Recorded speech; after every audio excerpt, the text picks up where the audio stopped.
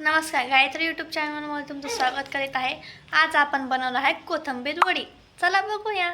आता आपण घेणार आहे मिरची, लसूण, थोडंसं जिरं, हे सगळं मिक्सरमध्ये वाटण करून घ्यायचं आहे अशा प्रकारे। त्याच्यानंतर मग ताटामध्ये मी बारीक चिरून कोथिंबीर घेतली, त्याच्यामध्ये थोडं बेसन पीठ आणि थोडं गव्हाचं पीठ आणि बाजरीचं पीठ पण टाकता, पण माझ्याकडं नव्हतं, ते कंपल्सरी नाही, आपल्याकडे असलं तर टाकायचं।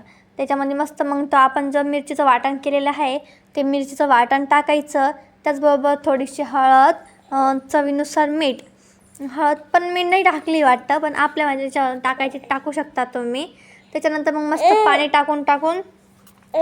टाकून ते चांगलं पीठ मळून घ्यायचं आहे। थोडं निब्बरच मळायचं, जास्त पातळ नाही मळायचं आहे। आणि मस्त ताटाला तेल लावायचं, नाही सगळ्यात पहिले मग पाणी गरम करायला ठेवायचं अशा प्रकारे। त्याच्यानंतर मग ताटाला तेल लावायचं मस्तपैकी चौकून, आणि जो आपण ते पीठ मळलेलं आहे ना ते पीठ त्या ताटावर पूर्ण भाकरीवाणी पसरून ठेवायचं आहे। त्याच्या आधी मी थोडेसे तीळ टाकलेले।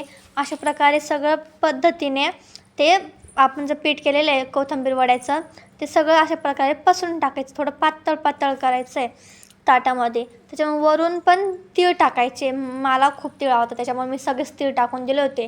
त्याच्यामुळे मस्त खूप छान। त्याच्यानंतर पाणी उकळायला आलं होतं, त्याच्यानंतर मग हे ताट मी त्याच्यावर झाकून ठेवलं आणि 15 ते 20 मिनटं आता हे ताट हे आपण जे ठेवलेलं आहे ते शिजवायला ठेवायचं। तुम्ही जर माझ्या चॅनलवर पहिल्यांदा आले असाल तर चॅनलला सबस्क्राईब करा, बेल आयकॉनवर क्लिक करा, सबस्क्राईब करायला विसरू नका, लाईक करा। त्याच्यानंतर अशा पद्धतीने बघा तुम्ही हे शिजलेलं आहे, तुम्ही बघ चमचा टाकून आपण पाहून घेतलेलं आहे शिजलेलं आहे। त्याच्यानंतर चाकूने त्याला कट्स केले, छोटे छोटे स्क्यूबमध्ये मी हे कट केले आहे। तेल गरम करायला ठेवलं होतं एकीकडं, त्याच्यानंतर मस्त हे सगळं पद्धतीने कट केले। आपण एक एक वडी त्या तेलामध्ये आता सोडून देणार आहे। हे बघा अशा पद्धतीने करायचं, आणि तुम्ही ही रेसिपी नक्की ट्राय करा, कशी वाटली मला नक्की कमेंट्समध्ये सांगायला विसरू नका। त्याच्यानंतर मग तुम्ही बघू शकता, आणि याच्यासोबत सॉस वगैरे खायचं खूप छान लागतं मस्त, आणि लालसर होऊ द्यायचं, जास्त कच्चे ठेवायचे नाही, कारण की टेस्टला पण खूप छान लागतं।